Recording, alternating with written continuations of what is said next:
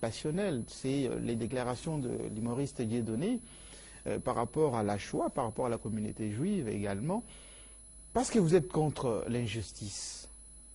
Que pensez-vous de déclaration de Dieudonné? Écoutez, je ne veux pas examiner les déclarations de Dieudonné parce que j'étais absent beaucoup d'âge, j'étais en voyage ces temps-ci. Mais il y a quelque chose que je remarque. Quand on parle de l'esclavage, les gens vous disent c'est du passé. Les gens vous disent mais les Arabes aussi. C'est un raisonnement révisionniste. Les révisionnistes en Allemagne disent il y a eu les camps allemands, mais avant il y avait les camps soviétiques.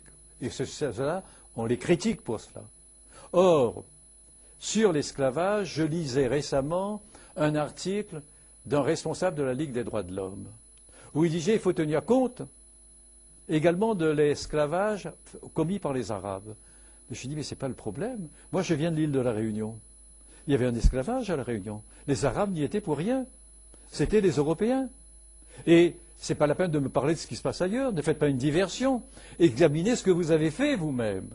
Et quand vous dites, vous avez un autre, j'ai lisé un article d'un professeur de Lorient, disant, on parle de pacotille, mais ce qu'on est donné en échange pour les esclaves, c'était des objets de valeur. Je dis, mais c'est le comble de l'infamie. Vous pensez que c'était un échange égal, que donner des objets de valeur, soi-disant, contre un homme? Et donc c'est ce refus de l'Occident d'examiner ce que l'Occident a commis.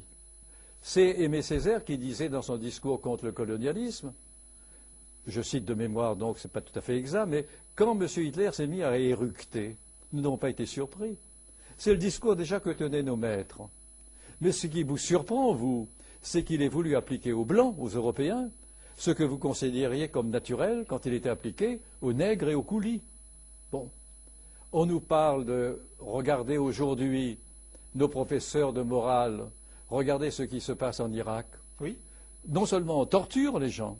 Non, mais on dit qu'on importe là-bas les droits de l'homme et la démocratie. Alors, au nom des droits de l'homme, on rentre dans un pays et on pratique la torture. Et quelle torture? Pire que celle que les Français ont utilisée en Algérie. Les Français torturaient les gens, ce que je condamne, pour avoir des renseignements. Là-bas, on force les gens nus à commettre des gestes obscènes. Ce n'est pas un renseignement qu'on cherche, c'est l'être humain, c'est l'autre qu'on essaye d'avilir, à qui on essaye d'ôter son caractère humain. Et ça se passe sans qu'il y ait une protestation mondiale. Je pense, quand on me dit vous voulez occulter la Shoah, pas vrai. La Shoah est épouvantable. Mais je ne veux pas qu'on établisse une ligne, une hiérarchie dans les crimes contre l'humanité. On me parle de génocide. Oui. Vous savez qu'en Tasmanie, il n'y a plus de Tasmaniens. La dernière Tasmanienne est morte en 1877. Et on a empaillé son cadavre, qu'on a montré dans un musée entre deux animaux sauvages. Au moment du procès de Nuremberg, en Australie, les aborigènes n'étaient pas recensés. Et vous savez pourquoi? Non. Ils faisaient partie de la faune.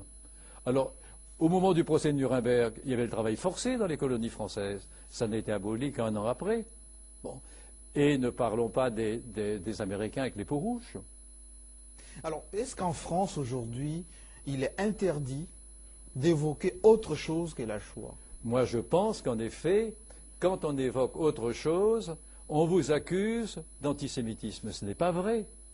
Et là-dessus, je voudrais que quelqu'un me fasse la leçon. Je dirais, écoutez, mon cher monsieur, je ne sais pas ce que vous faisiez. Mais moi, de 17 à 20 ans, j'ai combattu le nazisme. Je n'étais pas forcé de le faire. Bon, mais ce que j'ai vu également à La Réunion, à La Réunion, on avait des esclaves jusqu'en 1848. Ça fait un siècle et demi. Vous aviez, après l'esclavage, vous aviez ce qu'on appelait l'engagisme. On allait dans l'Inde du Sud prendre des malheureux qu'on embarquait des navires avec des contrats mirobolants. Et à La Réunion, ils étaient traités comme des semi-esclaves.